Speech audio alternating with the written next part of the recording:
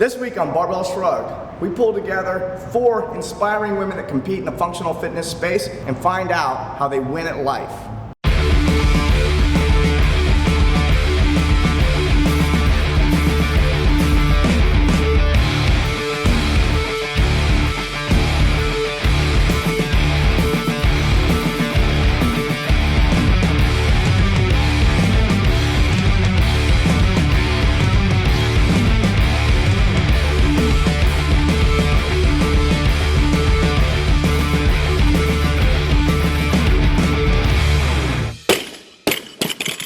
Hey guys, it's Andrea Ager. Welcome to the Best of Ladies Week here on Barbell Shrugged. First off, we have Lindsey Valenzuela, a feisty woman who will not be told what she cannot do. Welcome to Barbell Shrugged. I'm Mike Bledsoe here with Christopher Moore to my right and CTP behind the camera. We're here in Las Vegas for the NPFL Combine. We have our guest here, Lindsey Valenzuela. Hello. And actually, you're the first athlete we've interviewed so far that is signed with a team. Mm-hmm. Am I right? Yeah. Oh, wait. Well, he nodded the camera. No. We did. We talked to Sam Dancer and Danny Nichols earlier today. Mm-hmm. The meatiest of the athletes in this league. First female then. First female. Right on. Signed athlete with Yes. the NPFL. Winning. That brings up, I want to ask, what's your take on, one of the most novel things about this is that for the first time that we can think of in a professional sport, women are sort of showcased right alongside men in prime time, same standard. It's all one. Also with masters athletes, but I think it's an amazing opportunity to show, women are strong as shit, right. badass, can move barbells, and they're worthy of your attention right at the same time as the men athletes. Right. I got asked that question earlier today, and Good job coming up with good, unique questions, Chris. It was a timely question. It's actually a really cool question because I never even thought of that. Yeah. Honestly, I was really? Oh yeah, that's right. Like, this is the first time that women and men are being showcased together and getting equal parts on how to showcase their talent. I think it's common in our culture already. I think we kind of discussed that earlier too. It's already common in our culture for women to have equal spotlight. Right. Whereas it may not be the culture in other sports. Or in business or in society in a lot of aspects. It's a damn shame. Well, this is kind of cool because in the fitness arena, you tend to see more of the women. In my perspective, I think that the women are showcased more because, we tend to wear less clothing when we work out, right? And you're fit. We're fit, and we were pretty good looking. Visually appealing. Yeah, very visually Mike and I will appealing. certify this. Yes, Okay. you're all very attractive. But now the men are getting showcased just as much as the ladies. So good for the men. High five. We've been fighting for our rights for a long time. Do you know there are men's rights organizations, which is a trip? Yeah, I heard that lately. Yes, you have this amazing opportunity to really make. If this blows up, if this is like a UFC-style explosion in interest that common people have in fitness, you could be a real influential person in the lives of young girls all over. I can see you and say, Dad, can I have a barbell for Christmas? That would be an extraordinary thing, yeah? That's what I'm trying to accomplish. If I can accomplish anything out of this sport, out of the NPFL, it would be to encourage young ladies to get involved in the fitness world, if it's through the NPFL or another fitness realm. I think that there are not a lot of women role models in the athletic world for young ladies. I can't think of a lot when I was growing up, maybe one or two, but I never really followed strictly one female athlete and said, that's the role model I looked up to. It was more male athletes like Michael Jordan. That's who got the screen time. Right. But, if I could accomplish one thing, it would be to encourage young ladies to get involved. Very cool. It's fantastic, man. This is a fun path, right? This is an awesome opportunity. It's an extraordinary thing that we're seeing, but this is not an easy thing. This takes effort. This takes a hell of a lot of sacrifice on your part. I'm sure it puts a strain on the hubby. You got to make a lot of sacrifices, eat a lot of things that you'd rather not eat, train long, hard hours. Shit. What drives this effort for you? What gets you up in the morning and makes you eager to get back and attack this task? It's easier some days than others, obviously. But I honestly, truly love this sport. I love inspiring people. From an early age, I was told, because I'm dyslexic, I was diagnosed with dyslexia when I was in second grade. I was told from, not my parents, but from some people that I couldn't do things. And once you tell me I can't do things, I do it. And when I make that commitment, it's full blown. I won't stop. I almost have I'm almost too guilty of giving my all in everything I do in my life.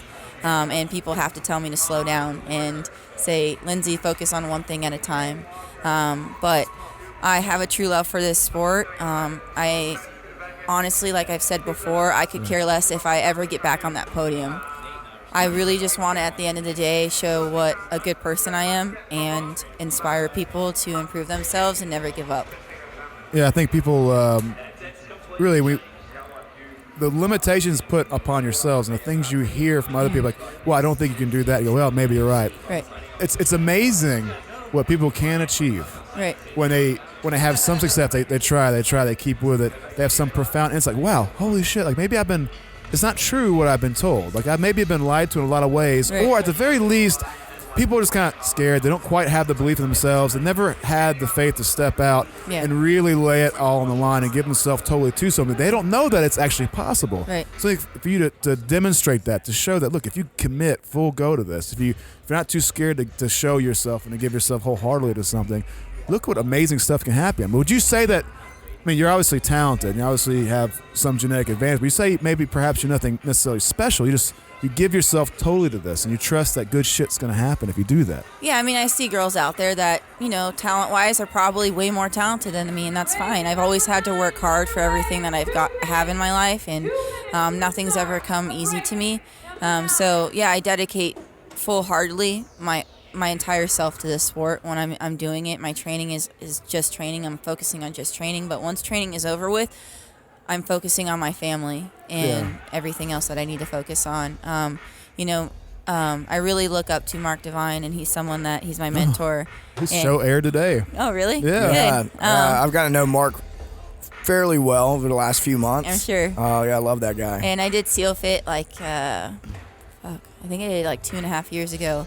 And being able to make that connection mentally with myself, it was kind of always there, but I don't think those neurons were firing exactly. It takes that chaos, right? Yeah, that almost like chaos. You got to get to that moment where, like, I want nothing more in this existential realm to lie here than and a fucking dry blanket. Like, give me a dry. Let me die, or give me just a dry blanket for 15 minutes. And that experience at Seal Fit, it's just a cusp of what you guys go through or what you've gone through, but I've never felt that internal feeling of, if I can do this, I can handle anything in life. Obviously, it's there's going to be moments where I'm like, fuck this, I want to give up. Like, I don't want to do any of this. Yeah. What's the point? And it gets like that some days, but I think being able to rely back on that weekend and be able to speak with Mark, and I've spoken with him since regionals and right before regionals, and knowing that every step and every day is just part of your process as growing as a human being mentally. I've really matured in that aspect in the last 3 years since Seal Fit. And I just kind of take everything and go with the flow. And if I don't like something, then I say I don't like it. And if it doesn't get fixed, then I try to just work with it. When you say Seal Fit, did you do a course? Was it a Kokoro camp? Yeah. Okay. So I did that in October of 2012. Can you tell us about that week? It's 5 days, right? 53 you look hours. like you literally got a shiver up your spine when you went. Yeah. Oh, yeah, it was the 50 hours. That's right. 53 hours. Turning steel, I believe, is 5 days, and I really want to do that one. That's my next one, because I was thinking about doing Kokoro again. Yeah. And Mark was like, you wouldn't conquered get it. that. Yeah, he's like, you've conquered that. Move on to the next thing. So turning steel is like ammo legit. And like, oh shit, fuck yeah, I want guns. Yeah, I already have. Yeah, you get an outfit. Yeah, I got 2 guns at home. Trust me, wow. I'm married to a cop, so I was like, fuck yeah. I was like, but it's cops so much. That sounds cool as shit. Yeah. So I don't think my whole team knows it yet, but everyone on the Barbell Shrugged staff is doing a Kokoro camp in the spring, I think. Well, I heard you say it. I was pretending like it was a dream. I'm an intern, so I might be there. Ooh. I'm not as sneaky as the real guys, because during our ruck, we had guys following us, and I had no fucking idea they were following us the whole entire 6-hour ruck. Ninjas. And I'm so glad I didn't say anything bad about them or like, fuck that guy, because they were following us the whole time. And 6-hour ruck up a mountain. So I'm gonna have to do that, huh? Yeah, and this is on the second night. Or you're fired. Shit. This is 6 hours? That's not all, right? No. There's other stuff around the 6 hour ruck hike. This is It's only like 44 other hours of stuff to do. right. Jesus. Yeah. It's like 44 hours of no sleep. Chris is freaking out. Can I ask you, do you think a 270 pound ex-powerlifter with some mobility constraints and an inability to run really at all, do you think he can survive this? I definitely would start improving your running, but I'll get to work on that. Thanks, Coach. But honestly, we had, everyone from myself, a professional athlete or a professional CrossFitter, and to a dad that, he came in knowing that it was going to be one of the hardest weekends of his entire life, who physically held us back every single evolution. Yeah. But your body will go before your mind. And I've never experienced on how strong the mind is. Like laying in the surf with my head down in the water, like being in tune with my senses of, okay, the wave's crashing now, close my eyes, hold my breath. Isn't that Everything the else. best? It was like the coolest, honestly, it was an outer body, people talk It's the most about, meditative state you could have. yeah, people talk about outer body experiences. I've never experienced something like that. And I don't think I ever will again because it was the coolest thing I've ever Probably not the experienced. same sense, right? No, I mean, it just, I don't know. I can't say enough things about it. Like, people think I'm, like, cultish about the SEAL Fit thing, but I wish every single human being in our society, it was mandatory for someone to go through this. Yeah, it's a rite of passage. Like, it's probably a very routine thing, not an easy thing ever, but in all kinds of human cultures for a long period of time, people had to go through rites of passage. Times we had to go out in the wilderness, survive. Yeah. And like as we talked about with Joe DeCina, the Spartan Death Race founder, or whatever, he said we know that things happen, profound things happen in your mind, and you go through an experience where it all comes down to one glass of water, one moment where you're staring up at the sky, where nothing else. It's hard to worry about what lies outside of this event when you're here in this place, and your body just everything becomes profoundly recalculated. Oh yeah. It's one of there's talk about enlightenment or reaching that moment as Satori or something like that. That's actually one avenue to get there. Some people do meditation. They don't want to push the physical limits in order to get there, but pushing your physical limits and getting very uncomfortable is a way to get there. And nothing gets you so uncomfortable with SEAL Fit. I've never been chafed in places that I thought I couldn't get chafed. I chafe easily. And I was like, if this is what, if the ring of fire feels like when you have children, I don't know if I can fucking have any kids because this hurts really bad. And imagine being a woman and talking to all your SEAL Fit coaches who are men, and you're like, Coach, Ring of fire. Oh man, Coach, I have a question about my ring of fire. I once had I actually had the top of my head, like I went bald on top from carrying the boats on my head, and the sand got ground in there. It was a bald spot and scab on top of my head. I know what strategy I'm going to follow. I had the ring of fire thing going on back there. And then around the neckline and around the waistline, all the sand just grinds the flesh away. And it was like instantly, like within the first hour, you're like, there's no way I'm chafing already. And you're like, fuck, I'm chafing! I'm chafing! People think, people that do that, they're like really tough. And they don't think about chafing as like the one of the worst parts of it. They're like cold water, carrying heavy objects, right? running.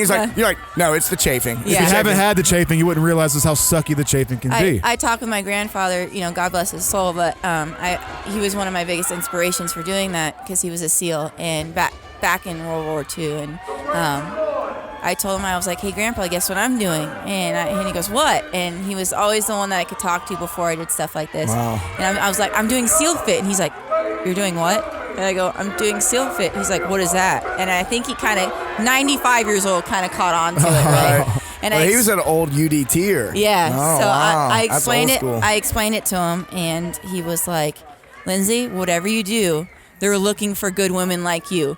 Don't cool is sign that? up. He's like, because I know you're gonna love it, and I know you're gonna excel at it. But I just love talking. it was the coolest thing to be able to connect with him on some of a kind of a level, not close, but kind of. And by the way, we podcast with Mark Devine, and if you want to go find that episode, check it out. It's episode 123. I think my strategy with the SEAL Fit experience, like listening to Mark talk, I think there's one play. I think you got to focus in on love and what you stand to gain from this. I'm going to zero in on the thought of my kids. I got a 2-year-old little boy and a 9-week daughter. Oh my God, congratulations. Yeah, thank you. So I think what I got to do is say, look, I've got to demonstrate to them that, look, I'm beat up, not really built for this.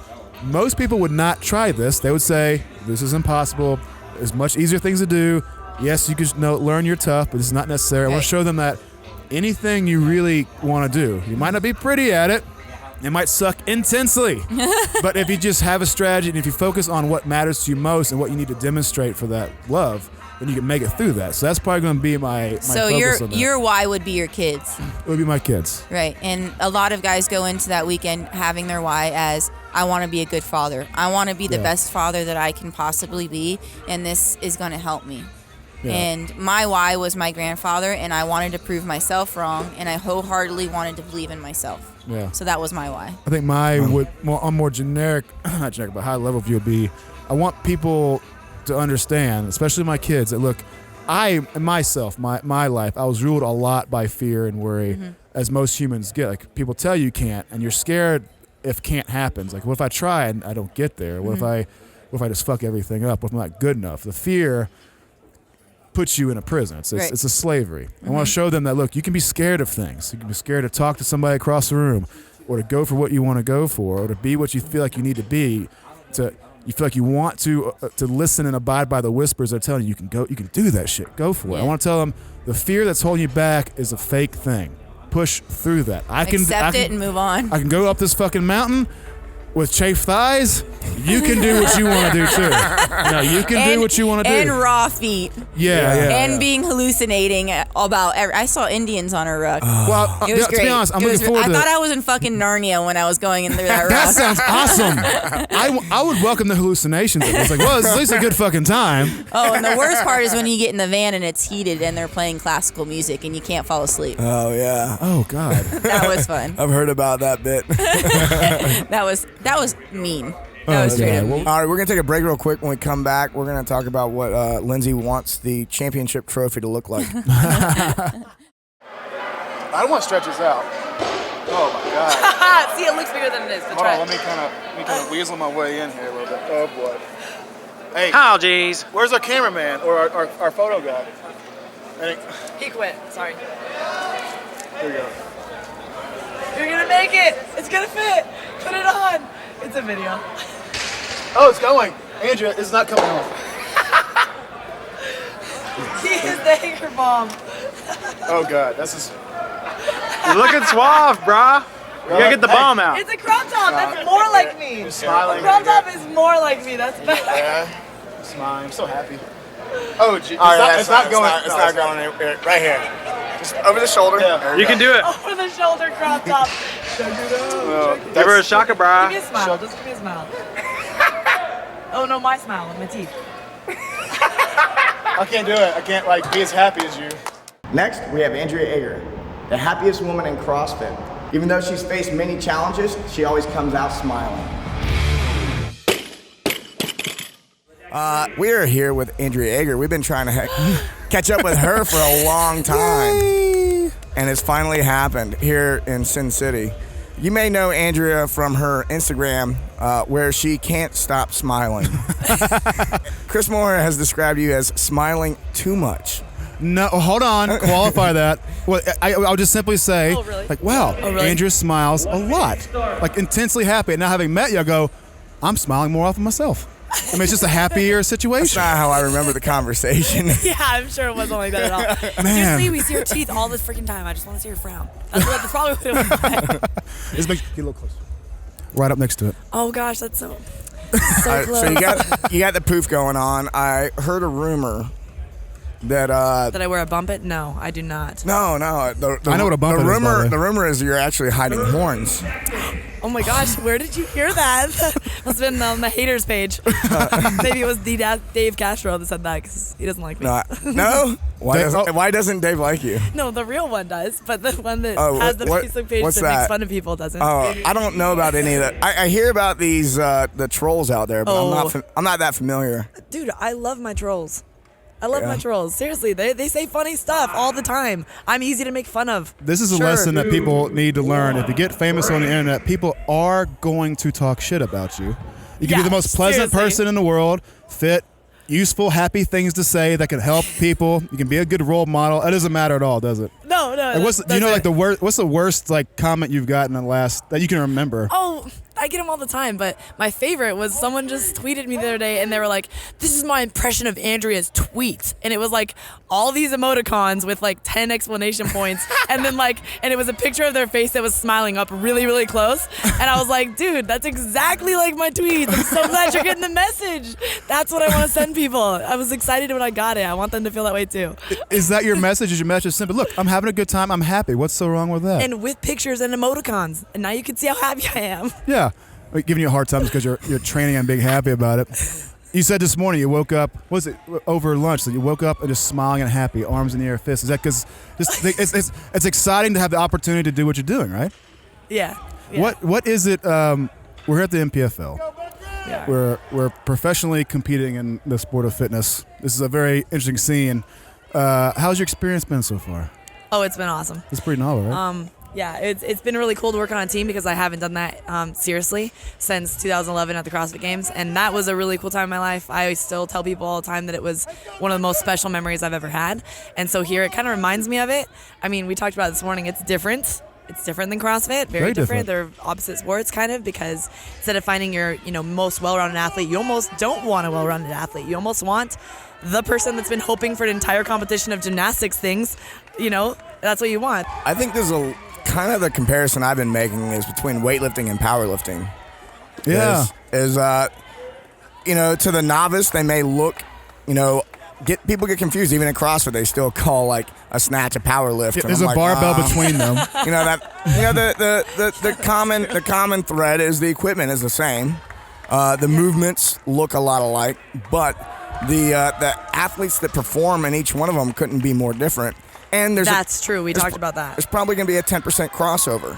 10% of the athletes that do well here will do well in the games, and vice versa. Mm-hmm. But if you're cut out for this time domain, then you're probably not going to be the best games athlete.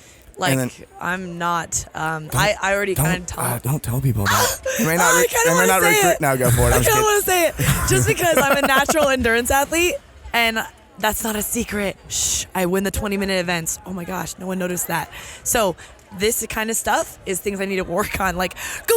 You have 10 seconds to do something as fast as you can, as many reps as possible. That's not usually my domain. I remember the dumbbell snatches at regionals 2 years ago. Like, I couldn't have had a harder time in more like 3-minute workouts ever. Mm-hmm. My short game needs work. So that's why this will make me a better CrossFit athlete too, make me stronger, put some pressure on. I'm constantly seeing these girls here move weight, and that makes me think I should be able to do that. And talking about, sometimes people aren't meant to be doing this, and they're not meant to, and maybe they weren't meant or built or naturally defined to do something like CrossFit, and this is going to fit them better. And we were talking earlier about how you were struggling for the longest time to get on CrossFit Level 1 seminar staff. And we don't know where this is going to go. We can take it anywhere. You don't. What's next? They call him old know. Michael Curveball Bledsoe, Andrea. We were talking about that earlier, and you were talking about you tried to get on staff, and it ended up not working out, but it ended up being like the best thing. Yeah. I want to bring this up because I think people don't know about the process of trying to go through. That process is not easy. Yeah. And then I think a lot of times people they fail at something, and then they focus on that failure and then don't move beyond it. And for you, I think sounds like it ended up being a blessing in disguise. Yeah. A lot of people don't know what that is like to go through the HQ Level 1 to teach the Level 1 seminars. And it was like about a year process for my life. And it was something where I thought I wanted it so much. Like that's all I wanted to do was like be a good coach and be recognized in the sport as someone that really, really understood movement and was really able to spark that interest in people that were attending Level 1. And help that's people. a cool thing. Help people learn. Yeah, we like helping people. And so I put everything towards that, and I went and got my coach's prep course. And then I did okay then, and then I got it again just to brush off the dust. Got it again like a few months later because they encouraged it. Yeah. So I got 2 of those, and then after that I taught many. I interned at many seminars, and it's a cool process because in the beginning you're just watching and you're like, okay, I get it. I feel comfortable here. I know what I'm supposed to do. And then like the second internship, they're putting you in the middle of like, okay, you're gonna teach this entire 50 minutes. So you have to hit these points, and you have this amount of time to hit each one. Hopefully it goes to plan. I kind of always had my own coaching style, and I had been coaching like 35 hours a week. Strike one. I know. Strike one, your own coaching style. And I had I had been coaching 35 hours a week for 2 years at that point, and like that's all I did. So it was really hard for me to take their criticism Yeah, you as had like too much experience. Well, doing my own thing, which is like Exactly. winging it. How dare you? How dare you explore your own interests and your own abilities? Who do you think you are, Andrea? So when I was having to change my teaching style or change exactly what I taught into going, oh, okay, I'm gonna do it like them. I mean, it was hard for me to accept feedback, because I would try to put it into my next internship, but that feedback was like made me feel like I wasn't a good coach. I was like, oh my God, this is all I care about, and I'm not good enough still. And then every time I kept going back, it was like I felt like I had really successful weekends, and the whole time they'd be like, okay, work on this, work on your voice, work on your transitions, only do this for this amount of time, and then transfer over to this by saying this. It was like, okay, I'll do that. I'll do everything you're saying. And then at the very end, they'd be like, okay, we still think that you need another one just for practice, and we're going to extend you to the next one. But I mean, I did that for a whole year. And so it kind of was one of those things where I believe, that if I had kept pursuing it, that maybe I would have gotten a chance to be on seminar staff. Was it helpful to go through all this rigor? Yes, it was. And I appreciate it to no end, because I know that they don't just let anybody just walking off the streets do it. They have to kind of respect you as an athlete and a coach a little bit before they start the internship process. But then regionals came in 2013, and I was training for them, so I took a little bit of break from internships. And then coincidentally, the only way that I ended up teaching my own seminars is after I didn't make it to the games very publicly. All of my failures Your are haters very like, public. you didn't make the games. Blurg. Again. Rabble. Yeah. Again. Yep. Surprise. Yep. So last year when I didn't make it, A lot of people will be like, because you're not the best athlete in the world, you have no right to coach people, Andrew. Who do you think you are? As if that was a prerequisite for being able to coach. It really isn't. It has nothing to do with how I do anything. Make sure we get back on track. But I want to mention that shortly. Is last year? I still coach Shayna Alverson, and I was doing programming for her and coaching her last year, and she DNF'd the overhead squat event at the regionals. At the very same weekend, you were in SoCal doing the same exact event. But the rules were explained differently at our region versus your region. And what had happened is Shayna had DNF'd, and they cut her from the rest of the weekend. Mm-hmm. And it was devastating for her. She didn't even get to do the burpee muscle-ups. Didn't even get to do the burpee muscle-ups. And that was actually really hard for me as a coach to watch her be devastated. And then we had heard at SoCal Regional. Social media? Where did you hear that? The Twitters. We found out that that the same thing had happened to a couple. I think it was you and somebody else. There was actually. like 7 athletes in SoCal that it happened to. Yeah, but they didn't explain the rules the same way. There was a lack of standardization. Someone asked the question at ours and said, what is the prerequisite for the overhead squat? And they said there isn't one. There's not a certain weight that you have to get, even your opening weight. They didn't say that you had to get one or else you were like DQ'd. Small little details. Yeah. And and sometimes debatably, if that would have never happened, no one ever noticed. I'm sure there's other details that get overlooked here and there. I mean, mistakes are made. We're humans. But, we found out that they were going to move on, and then Shayna didn't get to, and that was even more devastating to her because it was like unfair. It just didn't feel fair, and so then we had heard that you had voluntarily kind of pulled yourself out, and I remember, and that was actually I actually didn't know much about you at that point. I was like, well, that was pretty noble of her of doing that, and I was like, oh well, now I like Andrea a little more.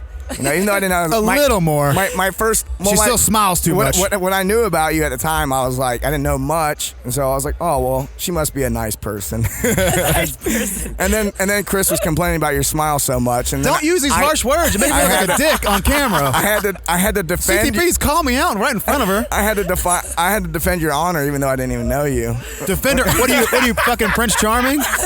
Look at me. I'm Prince Charming. Come on. Yeah. Pull the sword from the stone to defend Andrea's honor and assail me, the dragon of the situation. Andrea, I was just saying, wow, she seems really happy. I wonder why she's so happy. Now I know. You're a very pleasant individual. I think you painted a good picture with the dragon and the sword. Well, I'm a writer, Do you okay? think that Prince Charming could regularly go and defend off me from all my haters? Could I carry you around or something? No, You need a strong champion. I'm not that charming. Yeah.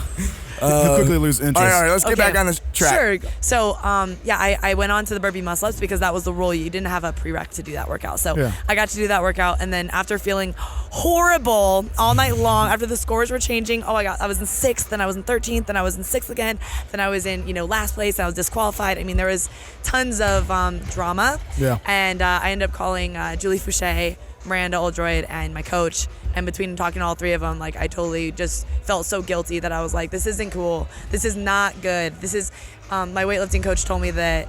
Hang on 1 second. Yeah? Oh, Microphone adjustment, ladies and gentlemen. microphone adjustment. Microphone check. Can you hear the difference? Yeah, I can. In my ear. In my headphones. My coach told me that that this was, even though regionals felt like a big deal to me because it was the only thing I cared about, really, that it was a big deal to me about that event, and it was like, so it was my whole world at that time, but that in real life, like, my legacy was not worth messing up just for one event. And so that was like cool to hear that, because it was like, oh, okay, like, we're talking about my life in CrossFit, which I plan on being in until I'm like 90 years old. So, I was like, okay, this is important to step back and realize the big picture. So How important, people don't realize, like, competition is way more about what you kind of learn about yourself. And they jump into it. They try to crush it the first time out. They don't realize that it's a much different thing. You're going to learn a lot about yourself. You got to have fun, but realize also, for you, how important was it to feel the hurt of it? Like the pain of just bombing. I mean, and like a whole year you worked so hard. A whole year, gone in seconds. Is it necessary that you went through that? Yes, for my development as a human, like, not just as an athlete, but I went through a lot of, like, depression, like 6 months of depression after not making it to the games in 2012. I was 1 point behind Lindsey Valenzuela and had been in front of her the whole weekend. Didn't see it coming. Had convinced myself that year that I was, like, invincible. All year I had been training thinking that I could win the games. I mean, I wish I had that reckless, like, innocence of, like, being really new in the sport, where I thought that I was capable of literally anything.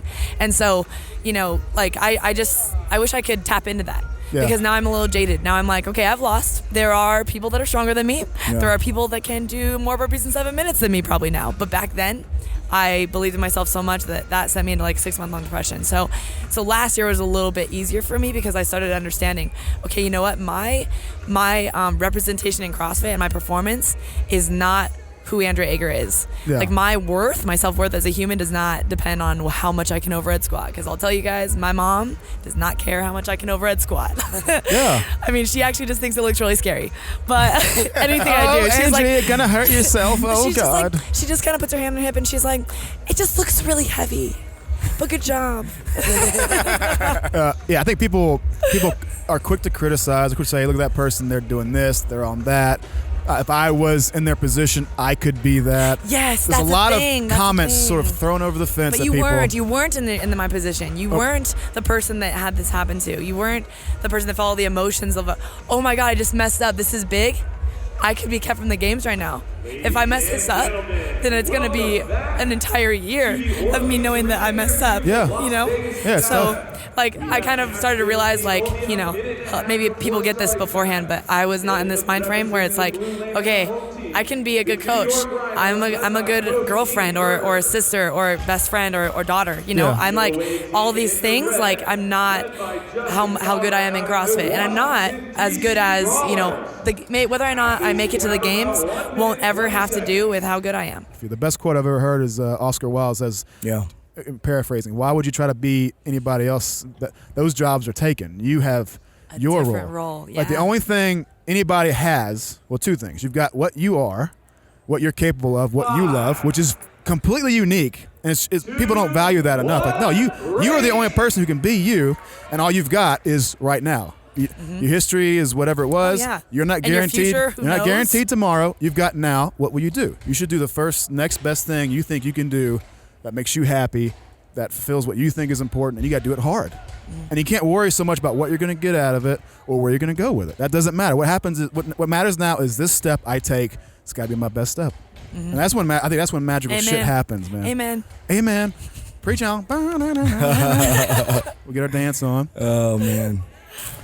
And this is just for me, I guess. I'm gonna put this out there. Something I was reading recently by Mark Gaffney.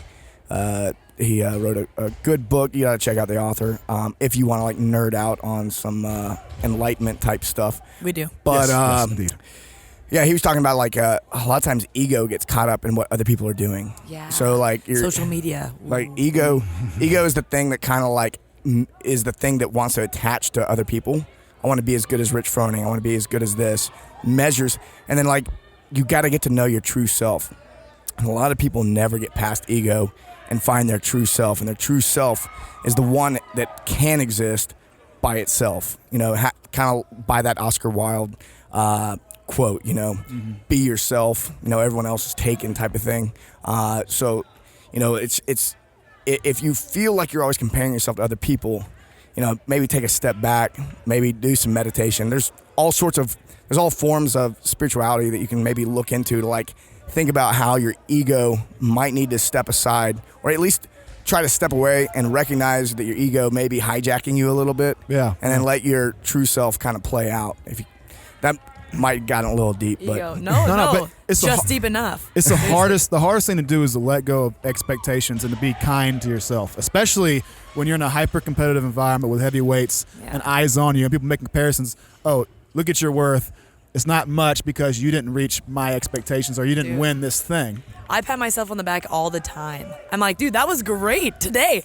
Like, Dusty wanted me to do 6 tower cleans unbroken at 145. It's not that heavy. It's like doable, right? People can do that. Yeah. I'd never done it before. So then afterwards, I'm like, so Dusty's like, hey, great job on the dumbbells and the power cleans. He's not my coach. He doesn't even work with me. But today he was. And I'm like, that was the most I've ever done. Thanks, gosh. I was so pumped. That's probably why you're so happy. You're like living in your true self. You're not letting your ego's not hijacking you. And that's why your smile is on all the time. Hashtag I think smile bomb. that's my theory. That's my theory. Next, we have a woman who knows how to keep it real. She's very honest, and she inspires women to achieve the best versions of themselves that they can. It's Jackie Perez. Welcome to Barbell Shrugged. I'm Mike Bledsoe here in beautiful San Jose with Doug Larson, Chris Moore, CTP behind the camera. We are here with Jackie Perez of CSA CrossFit. She's representing the team here. Yep. And crushing it. Welcome. And Thank you. Mr. Perez. Mr. Perez. She was We've been making fun of her voice all morning. She has a deep, sultry voice. She doesn't like it for some reason. I think it's just fine. Yeah, so you were brought to my attention last week by our friend over at Fit Aid. And he was like, oh, she's like this this person on the West Coast that has all these followers. And I got to learn more about you over the past week. And I'll be honest, I didn't know much about you before that. And I was like, oh. But he said you were cool, so we started looking into it. Come to find out, you're like a role model for a lot of women. Is that so? That's what Diane Fu says.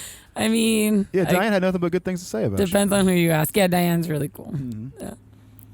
And you have like 3 times as many Instagram followers as us, so we got to take a page out of your book one of these days. Yeah, but you don't work out in your underwer. Ah, that's the See? trick. I I do, Maybe- but it doesn't have the same well, effect. I guess Maybe it's get a little bit different. tanner. Yeah. But I was told you make a good role model for a lot of women because you don't take, I guess you do take competing serious, but you're not like putting all your eggs in that basket. No. And it's not one of those things where like you're letting it identify, or you're not identifying with that. I'm pretty honest with people when I say, like, I like to party, I like to drink, I like to work out. Word. So I just want to have a good time. I Is it want that to. order? Yeah, party first. Sadly, it is. But I mean, not everyone's trying to win the games. So if your role models are all these people that are hardcore CrossFitters, it's like they're not very realistic to your goal. Some people just want to look good. Like, people are like, what's your goal? I'm like, I want to look fucking good this summer. And they're like, Yeah. well, what about CrossFit? I'm like, yeah, that's going to make me look good this summer. Competing keeps me doing it. Because if I stop competing, I'll just start Right, eating like yeah. shit and I'll stop giving a fuck. You're like a real person. And then I'll party Yeah. too much if I stop doing CrossFit. So you need something keeping you So do you feel like you get a good balance? I mean, you look like you got a good balance going on. Yeah. I mean, Subtle. You look like your balance is fantastic.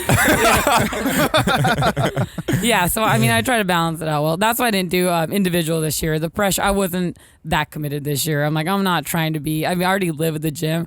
I work out 2 hours in between all my freaking clients and teaching classes. There's no way I'd be there any longer than I had to be right now. Yeah, I find that to be true with like a lot of people. And especially women, because women get caught up in physique a little bit, I think. And they want to be like super competitive. Mm-hmm. They want to work all these hours, and they also want to have to relax on the weekend and stuff like that. And I think they get wrapped up too much, and if they fail at making it to regionals as an individual or something like that, and then they're like, then they just don't feel good about themselves. No. And it's probably better just to set, I guess, realistic goals for the type of lifestyle you want to live. Yeah, for sure. I mean, some people are very competitive and they're like, I'm gonna make it to the games. I'm like, that's fucking cool, but I'm just gonna get as far as I can in regionals with what the time that I have right now. Like, I have no life already, so if you can imagine trying to train with an Oli coach, a gymnastics coach, endurance coach, and then trying to have a life, it just doesn't fucking work. Yeah, or I don't have that kind. I'm not that committed. Well, that's what it takes nowadays. Yeah, it really does. Yeah, and that's fine if that's your thing. Like I told people, if that's your fucking thing, go for it. But I'm gonna be like, if we go to Vegas, we'll go crazy. Like last time I came back, I had a competition on Friday, and I was like, if I die, Liz, you tell them everything that happened leading up to this. So those are the kind of things I want to do. I don't want to go to Vegas and be like, oh, I can't drink, I can't eat anything because I got to compete. I'm gonna go fucking party hard, and then we get to the competition. Whatever happens, and we'll go from there. You're going to be in Vegas June 16th through 18th. We're actually in San Diego 16 to 18. We'll be on the 4th of July, though. It's fight week, and some people from our gym are fighting. Oh, nice. So we're going UFC, and then we're going Muay Thai Friday night. I was getting excited. I was thinking maybe she'll Doug's be in like, Vegas oh, at the same time as us. I was like, You're damn, I should go to missing that. it, dude. Yeah, that's gonna be crazy fun. So you're a very intuitive person overall, where you kind of just go by feel all the time with your workouts. Like if you feel good, you do 2-3 workouts in a day. If you don't feel good, you take a day off. Totally. Like I don't do I've never. God, I hate that I sound like such a sandbagger, but I don't go 100% in the gym because I'm like, I'll save that for competition. So you'll get like 80% out of me. And I tell everyone that takes my class, I'm like, you're not trying to fucking break a record. Don't get hurt. Just do the WOD, do it right, get it done. Like, save your crazy 100% Don't be for a practice competition. time hero. Like, seriously, like, what, ooh, your name's on the board as RX, the best. Who fucking cares? Just move well, It's you not know. going to increase your fitness. It really is Well, not, Not much. honestly. It doesn't sound like sandbag. It sounds like you choose just to take a more optimal path. You're not going to beat yourself up leading up to the Exactly, competition. no. You're not going to you're going to train hard and kind of measure what kind of pace you're capable of, but Yeah. save it for when you can Yeah. tap the adrenaline and do better at a I'll competition give it when it all counts. in competition when it counts, but in the gym, I'll kind of go through the motion. I mean, just kind of get it done, see what I need to. I mean, a lot of it's skill work at this point. A lot of it, your engine's going to keep getting better, but it's a lot. You'll be taken out by skill. So a lot of it's just working that. We joke about the stuff outside. You work hard. You don't maybe sleep quite as much as you should. You Definitely do not. drink a little bit. You do have a good time. Definitely. So really, if you want to make training optimal, you should intentionally do a little less training than you think. The mistake would be, well, fuck it, I need to do pretty good and trying to hit it then. Like the wise move is to take a casual approach. That way, if it's quality there, you still get progress. Well, yeah, because I've been doing this for 5 years. How many fucking years can you go 100% every fucking day? Like I would be tired, my body would be wrecked, like I'd fall It apart. eventually would break. Plenty of people I break mean, pretty hard, yeah. And they do, and that's a sacrifice. That's what you're giving up to get to that level, to that top spot. You're giving that. You're saying this is what I'm going to do to get there. I'm saying I'm happy being 10th, 5th, whatever. Like people are like, oh, should I get to see at the games one day? And I'm like, nah, because I'm going to come in 4th. And that way Well, this is wise, man. Because So a lot I'm of like- people would go for it, but Yeah. not just be honest with what they really want or what Yeah. they're prepared to give into it. Yeah. And people will try to say they want to go to the games. Yeah. And then they'll have these things pulling at them, and they'll still sort of try, but not really try like they should to get there, and then Yeah. get their heart broken over. Well, It's like you need yeah. to know if you can do it or not. Can you Yeah. go all in or throttle back intentionally? I mean, honestly, games is a full-time job. Games is sponsors paying your shit, so you don't have to work. Like with the schedule I have, 8 or work hours a day. suffers. Yeah, At I the very mean, one least or it the other. suffers. Like either my bank account suffers and my body's tip-top shape, or it's the other way around. You got to have a little bit of balance for me because I've got to keep my job. I can't just be I was like, gonna make "Oh, a I'm joke done." like, "Are you broke?" Well, I think that's a lot of people's problem actually. Yeah. Is like they have goals that aren't in line with their plans. Well, what you can do though, what you can put out, honestly, you have a family, you have a job, and Oh, you're yeah. trying to win the game. Just like I wouldn't be crushed if I didn't, because I know what I put out. Like, if I wanted to get serious next year, I'd get a coach. I'd get someone to make me do the shit I don't want to do. Because if I go to the gym, I'm going to do filthy 50 because I don't want to do Fran, because Fran sucks and it hurts. And filthy 50, I can sandbag my way through, and then at the end, I can smash it. So, I mean, I guess it depends on what you want. But people need to understand, like, if you're going to go trying to go to the games, there's more risk of injury. You're pushing your body more and more and more every time. And if that's your thing, that's cool. You're giving that up. Mine is not. I want to be healthy. I want to keep doing this for another 5 years and still be where I'm at. Yeah, that's a really good point. I mean, a lot of people, they may, people that bash CrossFit a lot of times, they're only looking at that top echelon of people who are pushing performance. Yeah. In any sport where you're like pushing the performance, there's a risk of injury. I mean, football players, you know what's going to happen, Oh, yeah. but you choose. You love the sport so much that you are choosing to risk it, and that's fine. What do I give a fuck what you're passionate about? That's none of my business, so I'm going to knock you. It's like, do whatever. A CrossFit libertarian in its finest form. Yeah, I mean, but going 80-90% a WOD and not having to push that redlining and pushing that performance every single time, it's going to keep you safer longer and actually healthier longer. For sure. I mean, like, I'm starting to get to a point where, like, the anxiety of hearing 3, 2, 1 go, I'm like, oh fuck, because it's coming, it's gonna hurt, it's gonna suck. And as much as sometimes I'm like, God, I don't want to do this shit anymore, it's like, that's fucking life, like, it's gonna suck. You're gonna be down. What are you gonna do? Say I'm done, just sit on the couch? No. And you don't decide when it starts either. You go when things says go. Yeah. That's something you don't realize right when you start is that as you get better, it's only going to hurt more. Yeah, it's only harder. You can dig yourself into a much fucking deeper hole when you get good. Well, I realize I'll never win with Fran. She always wins because the better I get, the more it hurts me. So there's you're never going to make it. It's almost like that's poetic. No man can beat Fran because as the man improves, Fran, she improves as well.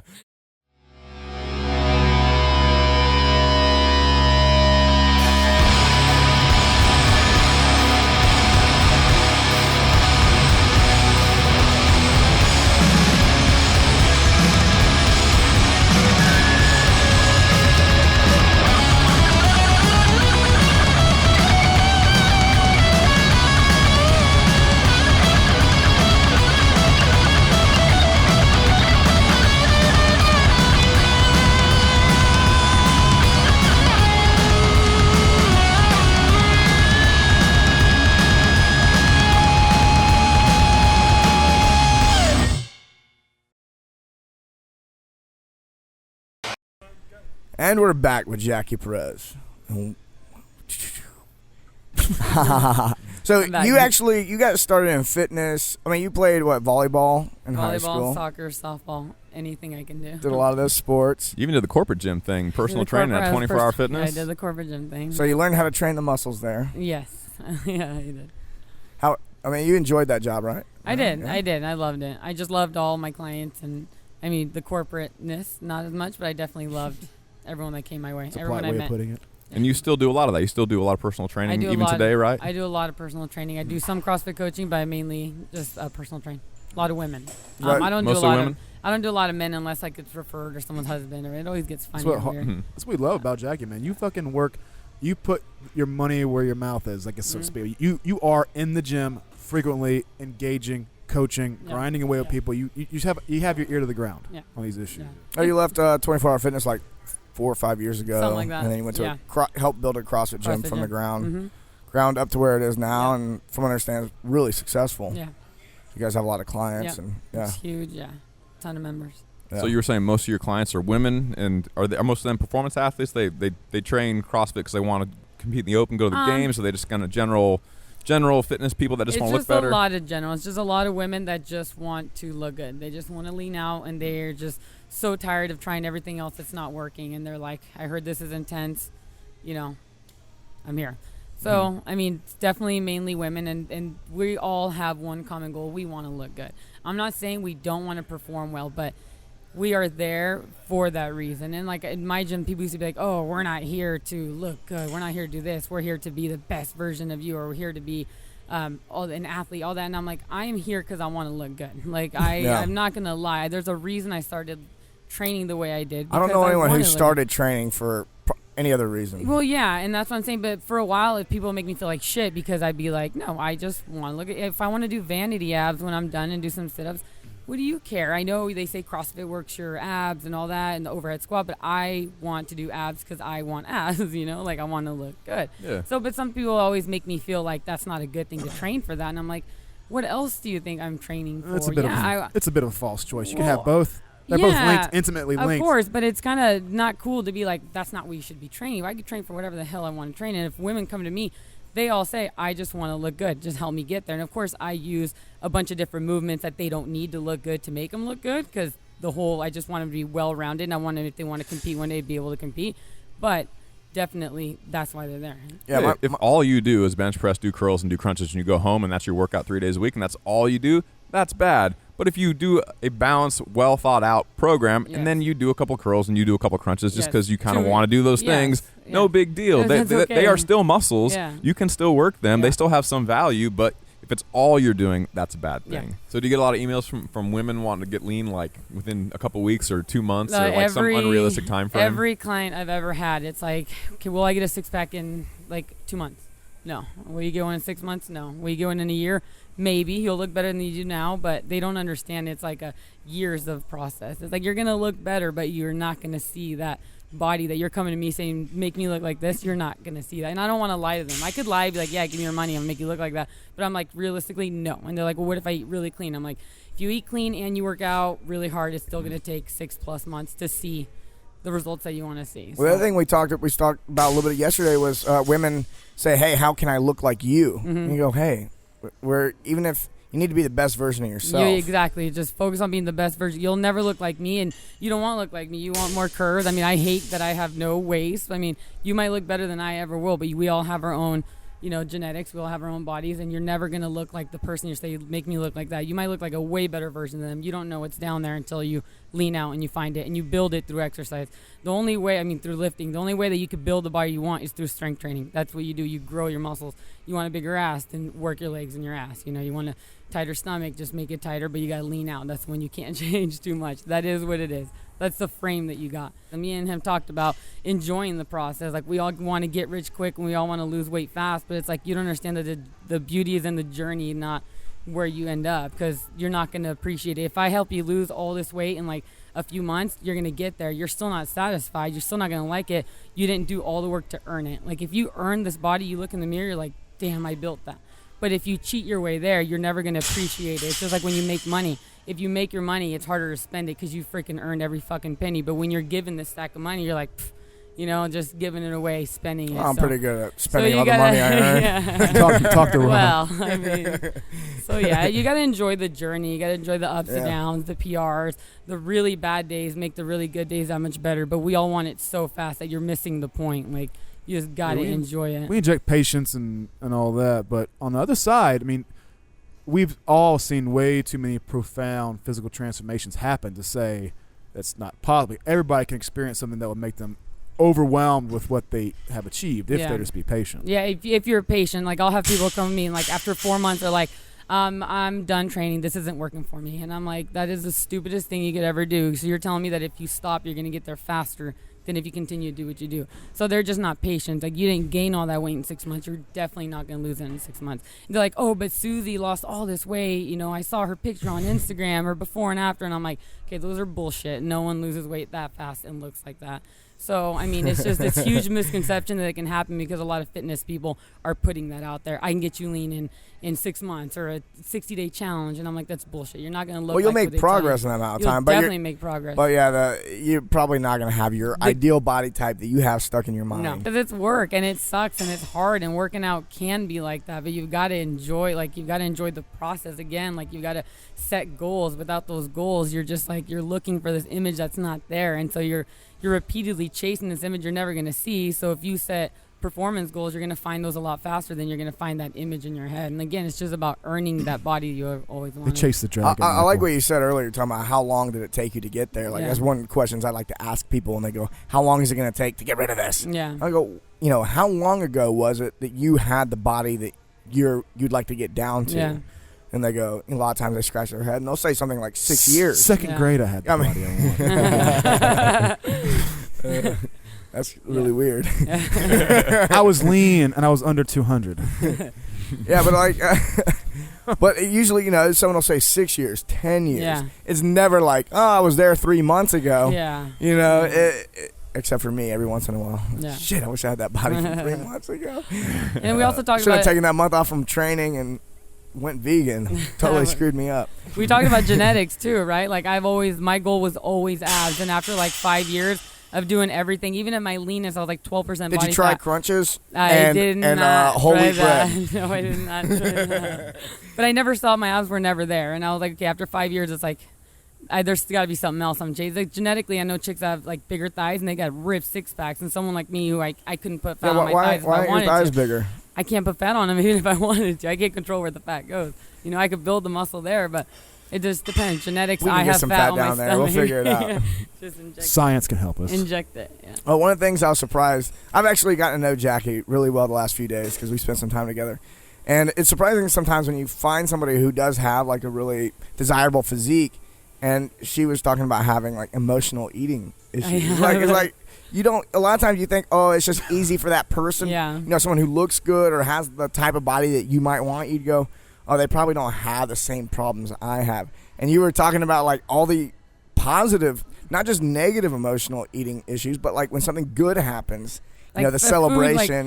Food is social and it's everywhere and it's acceptable, and it's the worst drug because the cleaner you try to eat, the more people around you get pissed. Oh, you're so annoying. You're on a diet. You can't eat anything. And you're like, I'm just fucking trying to do my best, So, I've got horrible problems with food. I'm 100% addicted to food. I tell my clients this when they meet me. They're like, I binge. I eat till I hate myself, and then I get depressed and I eat more because it's the only thing that I could do to make myself feel better. It's really like a sick cycle. You eat because you're unhappy. You're unhappy because you eat. So and seriously, and I get in this weird depressed cycle where I would have never known what that was if it weren't for Austin Powers. I'll tell you right now. No, but it's a serious problem, and a lot of clients that I have, I tell them, and they're just like, "Oh my God, that's me too. How do you fix it?" And I'm like, the goal has to be bigger than that desire to eat. The first step is understanding that, look, I know that food is a powerful thing in my life. I know that I'm human, that a lot of my things, positive and negative emotion, are going to revolve around foods and what comforts me and what makes me feel certain ways when certain things happen in my life. If you know, that's your first step towards figuring out how to just navigate your way through those people are like, challenges. how do you break that cycle? And sometimes I'm so deep in that cycle that I'm like, I can't even tell you because I restart every Monday. This Monday I'm going to start over, and then I fuck up on Monday. So I'm like, next Monday I'm going to start over. And I go through these phases where it's like week after week till finally it's like if I can get 3 to 5 good days, like going, good food days, I'm fucking back on. And when I'm on, you can't break me. But when I'm off, I'll eat anything and everything, and I just won't give a fuck. And it just keeps going. So what gets you off? Question of the day. Well, we need details. No, it's just like if you go to a party and everyone's like, come on, have some cake, and then you have a little bite, and then that fucking drug sugar is just like, oh, that was so good. And then you have more cake, and then you're like, okay, the next morning you wake up and you like shit again. Or I'll go out to eat with dinner with people, and I'm like, don't let me eat any bread for a day, like 2 loaves. I'm like, don't let me eat any bread. And they're like, you're so annoying. That makes everyone feel comfortable to eat some bread. And I'll eat all the fucking bread. And they're like, well, you didn't have to eat all the bread. I'm like, it's either fucking all of it or nothing. Like, just leave me alone. If I say I don't want bread, just leave me alone. That makes us all feel uncomfortable about our decisions to eat whatever the fuck we want. Yeah, exactly. Irregardless of the consequences. Really, come on, don't be so lame. You make people you just feel said like irregardless. Andy, get him. Andy hates Regardless, you. Andy, get regardless of the consequence. Shut up, Andy. So a few minutes ago, you said that you couldn't put fat on your legs if you want to, and then you went back and clarified and said that you put it all on your stomach. But we kind of laughed over that part, and so a lot of people might not have heard you say that part. Yeah, I totally so missed not it. that you don't put fat on at all. No, just it goes straight. Stop touching your microphone. So yeah, not that you don't put fat on No, at it all. just- You just put it on your I stomach. your it hands goes in to your my pockets. love handles or right here, and some girls gain it on their thighs and they'll have 6-packs faster than I will. But someone like me is just goes straight here in the back of my arm, and that's just genetics. And so when someone's like, I want 6-pack, and I see they've got my body type, and I'm like, I don't want to say you're never going to get it, but fuck, if you only knew what it's going to take to get there, like, you're asking for a lot because you can't change genetics. So you could never It get that is like- shredded 6-pack. Yeah, I will never have that You can get flat, but Yeah. like the little sections, I the won't 6 have that. sections No. don't really show But up on you. There's girls that have like thighs and they have these ridiculous 6-packs, and their body fat, they have way more body fat than I do, but it's just where your body's going to put Just it. carrying it in different Yeah, places. you carry it in different places. Again, if you can understand and accept it, you're gonna be that much then you're closer to your goals. Well, yeah, because then they're not chasing this untouchable goal. It's like if I would still be looking for a six-pack 6 years later, even when I was at 12% body fat, my lowest, I'm like, it's just my body type. Beating That's yourself fine. up only reduces your chances of being happy and healthy. and someone will be like, oh, we have a six-pack in this picture. I'm like, yeah, put a barbell on my back. I have a six-pack. Let me hang on the rings. I might have lines, but that's because you're just stretching everything. It's not because it's there. This week on Barbell Shrugged, we get to hang out with Julie Fouché.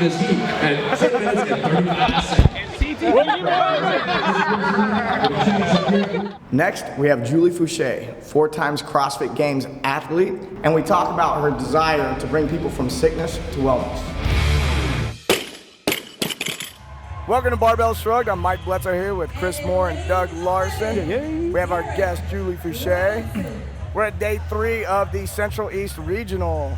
As you can tell, my voice is starting to go. But you sound even more handsome now. Yeah. Day 1 and day 2, Sean I was Very nice and smooth.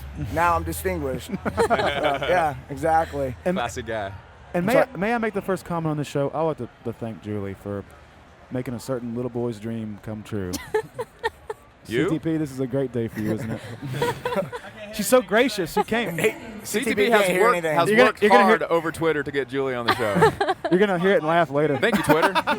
So you've given up competing this past year. I have, yeah. Because I heard that med school is pretty tough. You made that assumption. That's what I heard. Yeah.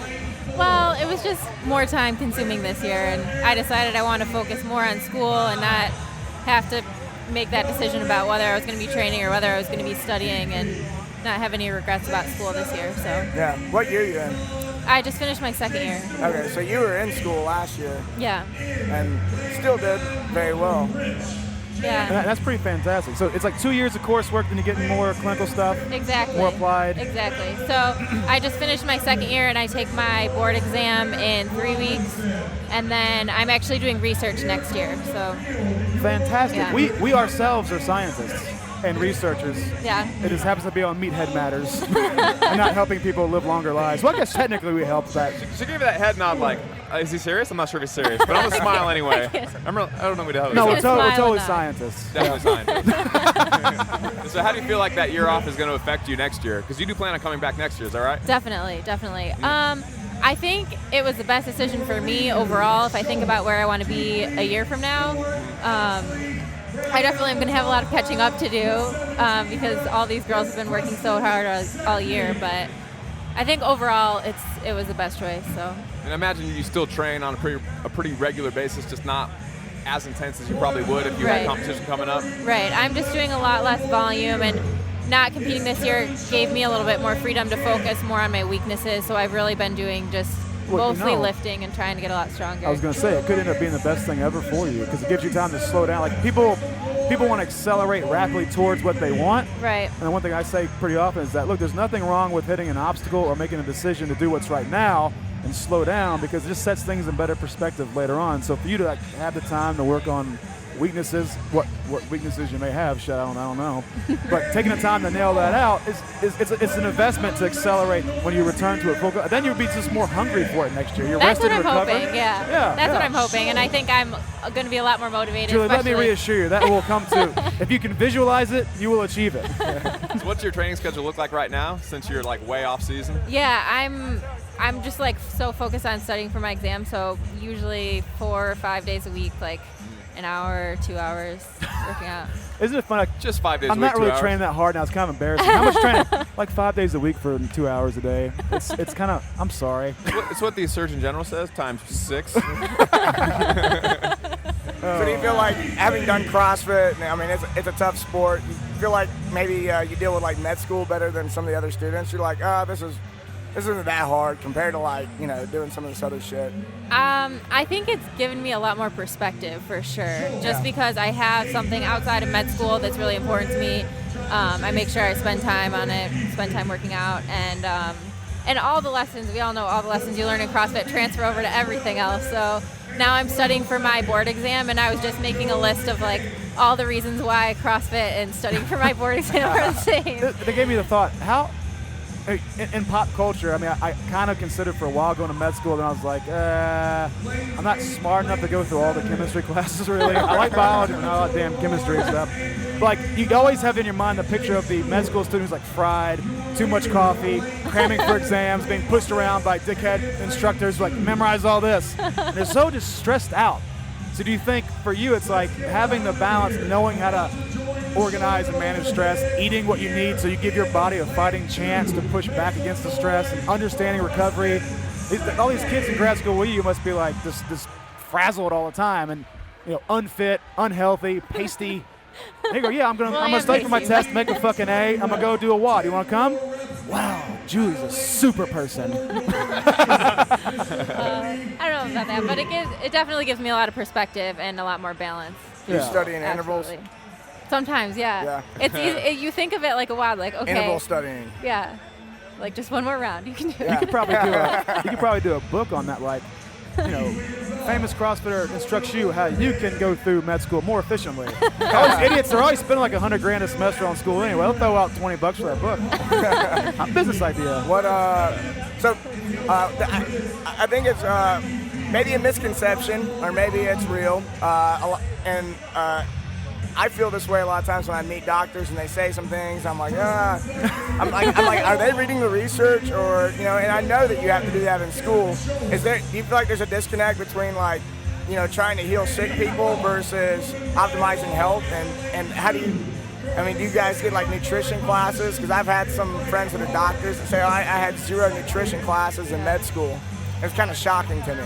It is shocking, and I think you're definitely correct. Our healthcare system and a lot of our medical education is set up to teach people how to care for really sick people. And to react. And yeah, exactly. And the system is just not set up well for prevention, and everyone knows that, and we're trying to make it better and trying to improve. But the way that it is, we don't get a lot of nutrition classes, but there's so much to cover that kind of especially in the first couple of years, you're just trying to cover everything, and it's hard to get it all in. But I feel like it's like very fashionable to say that about doctors, how they they cover sickness and they don't cover actual health and wellness. But that's okay, I think. In my opinion, that's why we have nutritionists and trainers and coaches and physical therapists and all these other different categories. That way, if you have a team, a doctor and a nutritionist. Oh, your mic went out. We lost you. My mic went out. Scandalous. Share it. I think someone stepped on a cord and my mic went out. But, if you have a team of people as an athlete, if you have doctors and physical therapists and chiros and nutritionists and coaches, like that really is the ideal way to do it, is to have that whole complete team. Yeah, but you bring up a good point. We did an episode with a guy named Jeremy Draper who I saw had. That, yeah. Oh, you did see that? Yeah, that was great. Yeah, so it's something like that, having a doctor's office and a CrossFit gym and maybe like a nutrition center as like one comprehensive health source. Is that something that might be like a long-term vision for you? Absolutely. And I think you bring up such a good point, where I think that is the optimal situation, but right now it's so fragmented, and you're not, like, the doctors aren't working with the trainers, and it's not, set up to do that. And so what happens is we're getting all these people who are really sick who could have easily been prevented if we were working together as a team like that. Yeah, I see that as being very similar to how CrossFit came together. Like, athletes in CrossFit, they started learning from powerlifting coaches and weightlifting coaches and gymnastics coaches, and it came together as this comprehensive, functional fitness health system. And I feel like that same thing could happen in the medical profession, where like they're learning from the same people. They're learning from PTs and they're learning from other doctors, learning from coaches, and it comes together where it's not just sickness anymore. It really is pure wellness. Yeah. And I feel like wellness is really growing in modern day. Jeremy is now my physician. Yeah. I got this moment where I just revolted. I realized, why am I going to the same doctor? He's just saying things. He's assuming he's right because he's a physician. He's bought into that. He says, yeah, you should do X, Y, Z nutrition because that's right? And I go, wait a minute, you don't have any real understanding of the latest issues in nutrition. I know more than you, and that doesn't feel right. And you go to a guy like Jeremy who gives this very rich, immersive experience where he's working with you. He's got all this expertise. He's got an open mind. He wants people to join him who can give their expertise. Just like Doug is saying, it's like the problem is most of these physicians do think they are expert in exercise nutrition just because they carry the banner of doctor. They don't have the open mind to pursue all the knowledge and have that best of all the worlds and bring this together kind of mentality. So I will say, the more Julies who join the good fight and join Dr. Draper, the freaking better. We got to do all we can to motivate more physicians to take this path. Yeah. We went to a rheumatologist like 6 months ago because I had some shoulder issues, some elbow issues, and the guy was kind of like, nah, I'd probably just hang it up. I'm not fucking around. It was like a 2-minute consult. He kind of like did like a Bobby, $500. You have your insurance card? That's how it was too. He didn't do shit. Told me just not to work out and train hard anymore. Take and he Advil. charged me like $500, and I went home and I was like, that was fucking worthless. And I never went back to see that guy ever again. I think it's. I mean, I think a lot of people like to try to maybe demonize the doctors, but like you were saying earlier, it's the system. The system's kind of like forming the education side of things, and I think all the doctors go into it with good intentions. Absolutely. But the system is just working against you in a way, and because there's so much bureaucracy in the medical world, like it's illegal to like do some things that might work, and so like where there might be really quick advances with strength and conditioning and physical therapy, and and like what they were talking about, like everything working together. I feel like that might be kind of tough in the medical world just because of all the bureaucracy and the laws that apply, and that we don't have any. There's really no laws, that we have to abide Thank by God. as strength and conditioning We coaches. need less rules. But you probably have a shit ton of rules that you have to go by, right? Right. Yeah, I think there's definitely a lot of obstacles, and it is true. Even being 2 years into medical school, you see a lot of people. Like the more I'm exposed to it, the more I see that everyone goes into it with all the right intentions, but sometimes the system just doesn't. It kind of takes a lot out of you. And It sounds just like politics, where a guy has this idea he's going to change the world, and he gets in the machine, and then he gets changed. Right, and at the end of the day, like, you have to remember that, like, your doctor went into it for the right reasons, and she really wants to help you, but a lot of times there's so many constraints on things that they're doing. So even like I'm thinking I'm probably going to go into primary care, and there's not, we need more people in primary care, but it's not the attractive thing to go into because You won't make as you're much money. seeing, you don't make as much money, but you're seeing now people, your appointments are like 5 minutes long, 7 minutes long, and you have to spend so much time typing up everything that you did, and basically your whole day is documentation and a lot of extra stuff. So Isn't that like the insurance system that kind of pushes that 5-minute thing? yeah, absolutely. And the way that there's also like a high demand, there's not enough primary care doctors. You're not getting reimbursed very much, so that's why it's so rare to see a practice like that, like a privately owned practice, because most of them are just going under because you can't even support yourself on that kind of practice anymore. Yeah, that's a shame. Yeah. You go broke if you do 2-hour consults with everybody. There's no money in really helping people, sucker. But Join our crew. Hopefully we're going to see that improve in the I hope so. Yeah. in the next Maybe. several years. We'll see. So you don't feel like orthopedics is like the natural fit for you as an athlete? No, everyone says that, but I've never really been No? interested in orthopedics. I don't know why. Dang. Well, I've always been more interested in like the biochemical side of things than the like physical side of things. More on the physiology side of things. Yeah. Cool. All right, we're going to take a quick break real quick. Quick break real quick. Break real quick. The Department of Redundancy Department. You know what? It's because I was drinking this Progenics Force. I'm all hopped up. it works. Join the conversation every week after the episode over at barbellshrugged.com. This is also where you'll find new episodes of Barbell Shrugged, Technique Wad, Nuggets and Pearls, Barbell Business, Get Change, plus new articles every day on our daily blog, written by us, guests of the show, and some of the biggest names in strength and conditioning. So, go there and leave a comment now. Oh my gosh, wow, that's so cool. Yay, that's so awesome. Did you like this video? If so, subscribe to our channel and share this with your friends. And if you want even more free, awesome resources to help you reach your fitness goals, plus some updates that we only share over email, head over to barbellshrugged.com and sign up for the newsletter.